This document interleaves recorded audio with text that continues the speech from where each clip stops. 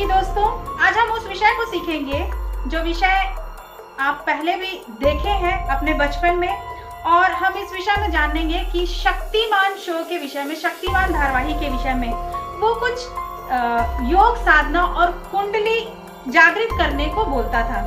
क्या आप इसके पीछे की छुपी हुई सच्चाई को जानते हैं? मैं आपको बताऊंगी इसके पीछे की छुपी हुई सच्चाई और रहस्य। लेकिन उससे पहले मैं आपको एक बात बताना चाहती हूँ कि उस दशक में जब ये धारावाहिक आया हुआ था और शक्तिमान को जब छोटे बच्चे देखते थे, वो 90 के दशक के जब बच्चे देखा करते थे, तो वो भी वैसा ही कॉस्ट्यूम पहना करते थे और उस कॉस्ट्यूम को पहन के कुछ अपने आप को ऐसी परिस्थितियों में डाल देते थे और सोचते थे कि उन्हें कोई बचाने आएगा, पर दुर्भाग्यवश ऐसा नहीं होता था और बहुत सारे बच्चों की मृत्यु भी हो गई। और शक्तिमान शो जो है उसका फाउंडेशन जो है कुछ बाइबल से लिया गया है। ये दो प्रकाशनों को बताता है, एक प्रकाश के बारे में और एक अंधकार के बारे में, और कुछ जो है सुपरमैन से भी लिया गया है। अब आप सोचेंगे कि कहाँ शक्तिमान और कहाँ पर सुपरमैन, पर मैं आपको बताना चाहती हूँ कि जो सुपरमैन है वो सुपरमैन में कभी आपने गौर किया है उसके बालों को, उसके जो बालों की आकृति है वो एस आकार की है, और वो जो एस आकार है वो एक स्नेक को दर्शाता है। ऐसे बहुत सारी छोटी छोटी बातें हम यहाँ पर देखेंगे, जैसे कि जो सुपरमैन के बाल हैं वो सुपरमैन के उस नाम को जो हम देखा करते हैं उसको दर्शाता है, और जो एस है वो शैतान को, और 6 और स्नेक अर्थात सांप को भी दर्शाता है। लेकिन अगर आप रिसेंट की फोटो देखेंगे तो आप देखेंगे कि जो सुपरमैन की फोटो है उसमें से उसके बालों का जो एस का जो आकृति का जो बाल उसका बना हुआ था उसे हटा दिया गया है कि लोगों को इस विषय में ज्यादा खबर मत हो या फिर ज्यादा पता ना हो। लेकिन उस सुपरमैन के कॉस्ट्यूम में अगर हम उसके चेस्ट में देखेंगे तो वहां पर भी एस आकार बना हुआ है और उसके कमर पे भी एस आकार बना हुआ है। ये किस बातों के विषय में दर्शाता है? तो ये इस बातों के विषय में दर्शाता है जैसे कि उसका जो एस आकृति का जो बाल है वो 6 को दर्शाता है, और जो कमर पे है वो भी 6 को दर्शाता है, और जो उसके चेस्ट पे है वो भी 6 को दर्शाता है, अर्थात 3-6। अब 3-6 किसका प्रतीक है? 3-6 जो है शैतान का प्रतीक है, और ये शैतान के सिंबल को दर्शाता है जिसे हम 666 के नाम से भी जानते हैं, जो प्रकाशित वाक्य की किताब में हमें मिल जाएगा। लेकिन हम रियलिटी ऑफ शक्तिमान के बारे में बात कर रहे हैं, तो मैं ये बताना चाहती हूँ कि जो रियलिटी ऑफ शक्तिमान शो है उसमें भी एक ट्यूब उसमें पहन रखा है, उस कॉस्ट्यूम में भी कुछ फ्लावर के जैसा और कुछ स्टार के जैसा और कुछ बिजली नुमा उसमें चिन्ह देखने के लिए मिलेगा। अब ये किस बात को दर्शाता है? तो मैं इस विषय में आपको बताऊंगी। जो स्टार है उसे हम पेंटाग्राम के नाम से जानते हैं, और ये जो पेंटाग्राम है अगर हम देखें तो प्राचीन काल में लोग इसे ब्लैक मैजिक के लिए उपयोग किया करते थे, और कुछ तांत्रिक जो हैं तंत्र सिद्धि के लिए इसे उपयोग किया करते थे।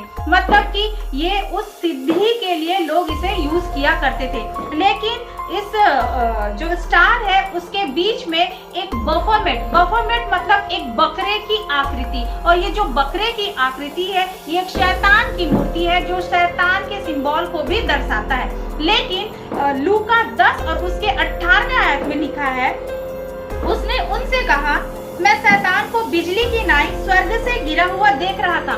यहाँ पर स्वर्ग से गिरा हुआ कौन देख रहा था? तो मैं आपको बताना चाहूंगी, यहाँ पर स्वर्ग से गिरा हुआ यीशु मसीह देख रहे थे। और इसी बातों की हम और भी रहस्यों में जाएंगे और देखेंगे कि वाकई में इसमें क्या रहस्य है। जैसे कि मैंने आपको बताया कि शक्तिमान के कॉस्ट्यूम में एक सिंबल है, लेकिन वहाँ पर बिजली जैसा ही है। और शक्तिमान क्या बताता था? योग साधना के विषय में बताता था। आपको मालूम है कि योग साधना मतलब क्या होता है? योग साधना का मतलब होता है योगा। और जो योगा है आज के सेलिब्रिटीज लोग और बहुत सारे लोग ये सोच के किया करते हैं कि वो उनके बॉडी को फिटनेस करेगा और उन्हें स्वस्थता प्रदान करेगा, इसलिए करते हैं। लेकिन अगर हम इसकी गंभीरता में जाएंगे और अगर आप इसे विस्तार से समझेंगे तो हमें ये समझ में आता है कि ये डेमोनिक अटैक से जुड़ा हुआ है, ये डेमोनिक चीज है। और अगर आप इतना जानते हुए भी अगर इस चीज को करते हैं तो ये आपकी अपनी जवाबदारी है, क्योंकि आप इस चीज को जान जान के कर रहे हैं, क्योंकि परमेश्वर का वचन बताता है कि तुम सत्य को जानोगे और सत्य तुम्हें स्वतंत्र करेगा। अब बात करें जब हम योगा की, तो योगा भी जो है एक क्या है, ये शैतानी प्रैक्टिस है। अब ये शैतानिक प्रैक्टिस क्यों कर हुआ? तो शैतानिक प्रैक्टिस करने के पीछे का रहस्य भी ये है कि जब आपने देखा होगा उस शक्तिमान शो को, तो शक्तिमान शो में जब वो योग साधना करता था और जब वो योग साधना किया करता था, तो उसके पीठ पे कुछ सिंबल बने हुए रहते थे और वो बिल्कुल ही सांप के जैसे एक सिंबल को बताते थे। वो छोटे छोटे जो सिंबल है एक दूसरे से कनेक्ट होके सांप के सिंबल को बताते थे।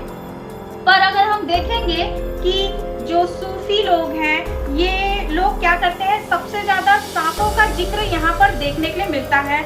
और मिस्र, कंबोडिया और जो वियतनाम है, यहाँ पर भी सांपों का जिक्र सबसे ज्यादा मिलता है। और इंडिया तो इस बात से बिल्कुल भी अछूता नहीं है, क्योंकि इंडिया सबसे ज्यादा सांपों की पूजा किया करता है। अब अगर देखेंगे तो इंडिया में सबसे ज्यादा शैतान को ही पूजा जा रहा है और उस शैतान के रूप में उस सांप को ही पूजा जाता है। लेकिन परमेश्वर का वचन प्रकाशित वाक्य 20 और उसके दूसरे आयत में बताता है, जहां आप देख सकते हैं यहाँ पर लिखा हुआ है, उसने उस अजगर अर्थात पुराने सांप को जो इब्लिस और शैतान है पकड़ के हजारों वर्षों के लिए बांध दिया।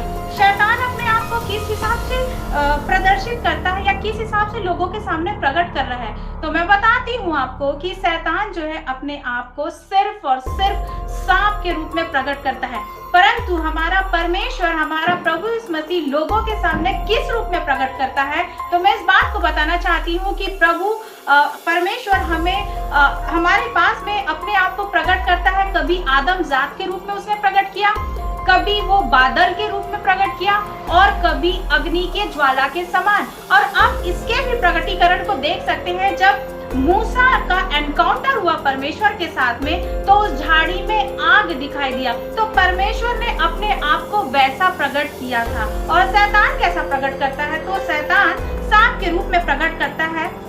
और मैं बताना चाहूंगी ये वही फरिश्ते हैं, ये वही स्वर्ग में रहने वाले फरिश्ते हैं जो स्वर्ग से गिरा दिए गए और सांप का रूप धारण किए। और क्यों गिरा दिए गए? क्योंकि ये जो फरिश्ते थे अपने आप को परमेश्वर के तुल्य समझने लग गए, परमेश्वर के भांति समझने लगे और परमेश्वर के स्थान में अपने आप को रखने लगे। इसीलिए ही ये महापद से गिरा दिए गए थे और खुदा ने इन्हें नीचे गिराया। इसीलिए परमेश्वर के वचन में उस बात को लिखा हुआ है कि बिजली की नाई स्वर्ग से गिरते हुए देखा। और यही वह बात है जिसने बातें हैं जो हवा और आदम और हवा को बहकाने का काम यहाँ पर किया। ये सांप जो है पहले से ही झूठा है, लेकिन परमेश्वर का वचन बताता है उत्पत्ति 3 और उसके 15वें आयत में लिखा है, और मैं तेरे और तेरे वंश और इसके वंश के बीच में बैर उत्पन्न करूंगा, वह तेरे सिर को कुचल डालेगा और तू उसकी एड़ी को डसेगा। और आज हम देखते हैं और ऐसा होता आया है। लेकिन क्या आपने कभी गौर किया है कि एक पुरुष सिर्फ स्त्री के नाम से जानी जाती है और एक पुरुष के नाम के का ही कनेक्शन उसके साथ में जुड़ता है, परंतु प्रभु यीशु मसीह का जन्म कैसे हुआ? वो पवित्र आत्मा की ओर से मरियम जो थी वो गर्भवती हुई और उसी के नस्ल में वो आते हैं। कौन? प्रभु यीशु मसीह आते हैं, वो उस माता के नस्ल में आते हैं, एक औरत के नस्ल में पाया जाता है। इसलिए प्रभु के वचन में एक बात लिखा है कि प्रकाश जो है सिर्फ यीशु मसीह में है। अगर हम इसके विषय में देखेंगे तो यूहन्ना 8 और उसके 12वें आयत में लिखा है, I am the light of the world। यहाँ पर इस बात का प्रकटीकरण करता है कि प्रभु यीशु मसीह ही क्या है? जगत की ज्योति है। यूहन्ना 12 और उसके 36वें आयत में भी इस बात को बताता है, जब तक ज्योति तुम्हारे साथ है ज्योति पर विश्वास करो। ज्योति कौन है? यहाँ पर परमेश्वर ने खुद को प्रकट किया है कि प्रभु यीशु मसीह स्वयं ज्योति है। और यहाँ पर लिखता है ताकि तुम ज्योति की संतान बनो। अगर आप परमेश्वर के रास्ते में चलेंगे, प्रभु यीशु मसीह के रास्ते में चलेंगे, तो आप ज्योति के संतान हैं। और अगर आप वहां से हट जाएंगे तो आप किसकी संतान है ये आपको खुद पता चल जाएगा। अब आपको लग रहा होगा कि मैं इनके तो पीछे ही पड़ गई, लेकिन क्या आपको याद है कि खुदा ने आदम और हवा को मना किया था उस फल को खाने को, पर फिर भी आदम और हवा ने अनाज्ञाकारिता करके उस फल को खाया। किसके बहकावे में? सांप के बहकावे में आकर। और ये जब सांप के बहकावे में आकर इस फल को खाए, तब यहाँ पर परमेश्वर के वचन में लिखता है, यूहन्ना 8 और उसके 44वें आयत में, यूहन्ना 8 और उसके 44वें आयत में परमेश्वर का वचन बताता है, तुम अपने पिता शैतान से हो और अपने पिता की लालसा को पूरा करना चाहते हो। वह तो आरंभ से हत्यारा है और सत्य पर स्थिर नहीं रहता। यहाँ पर सीधे सीधे इस बात का प्रकटीकरण करता है कि जो शैतान है वो क्या है? सत्य पर स्थिर नहीं रहता, क्योंकि सत्य उसमें है ही नहीं। ये क्लियरिटी बताता है कि सत्य शैतान में है ही नहीं, और उसका स्वभाव कैसा है? झूठ का ही स्वभाव है, क्योंकि वह झूठा है वरन झूठ का पिता है। तो ये जो था ये शैतान का स्वभाव है, और शैतान जो है वो शुरू से ही झूठा है। परंतु परमेश्वर का वचन क्या कहता है? यहोशू 1 और उसके 8वें आयत में लिखा है, व्यवस्था की यह पुस्तक तेरे चित्त से कभी ना उतरने पाए और इसी में रात दिन ध्यान करना। अब सोचने वाली बात है कि किस चीज में ध्यान किए रहना है, कौन सी बातों में ध्यान किए रहना है। अगर आप परमेश्वर के वचन को पढ़ेंगे, परमेश्वर के वचन को और ध्यान किए रहेंगे, तो आपके चित्त में सिर्फ वही रहेगा। और अगर आप शैतान की ओर जाएंगे और आप योगा की ओर जाएंगे और आप दूसरी चीजों की ओर जाएंगे, तो आपके दिमाग में सिर्फ वही रहेगा। बट मैं एक और प्रूफ आपको देना चाहती हूँ कि कैम्ब्रिज यूनिवर्सिटी के अकॉर्डिंग जो योगा है वो क्या करता है? आपको मेंटल कॉज देता है, मेंटल इलनेस देता है। अच्छा, मैं एक और भी बात बताना चाहूंगी, जो योगा है आपके बैक पेन को तो ठीक कर सकता है, आपके शरीर को तो सुंदर बना सकता है, और आपको बहुत सारी चीजों में फिटनेस तो कर सकता है, लेकिन वो दिमाग से आपको इलनेस कर सकता है, दिमाग से आपको कमजोर कर सकता है, और ऐसी बहुत सारी उसमें व्याधियां हो सकती हैं जो आपके समझ से बाहर है। ये सबसे ज्यादा वो जानता होगा जो योगा करता है, क्योंकि योगा आपके सारे चीजों को ठीक कर सकता है, लेकिन अगर वो आपके दिमाग को ठीक ना रख पाए तो वो योगा किस काम का। इसलिए परमेश्वर के वचन में इस बात को लिखता है कि व्यवस्था जो है ये आपके चित्त से नहीं उतरनी चाहिए, और जब व्यवस्था आपके चित्त से नहीं उतरेगी तो आप क्या करेंगे? आप सिर्फ परमेश्वर के वचन की ओर ध्यान करेंगे।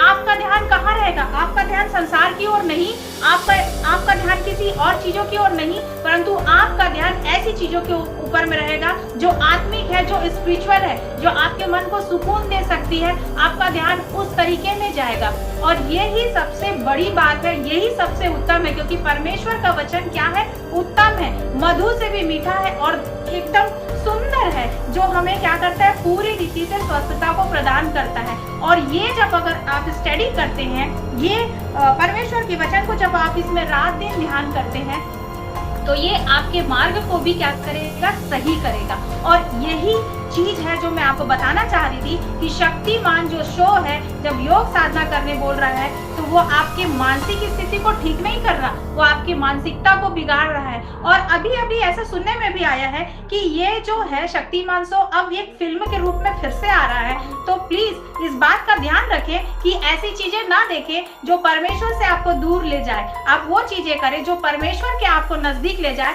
और परमेश्वर के समीपी में लेके जाए। और ऐसे ही बातों पे सीखने के लिए हम फिर से एक बार आएंगे और इस चीजों को सीखेंगे। प्रभु यीशु मसीह में आप सबों को जय मसीह।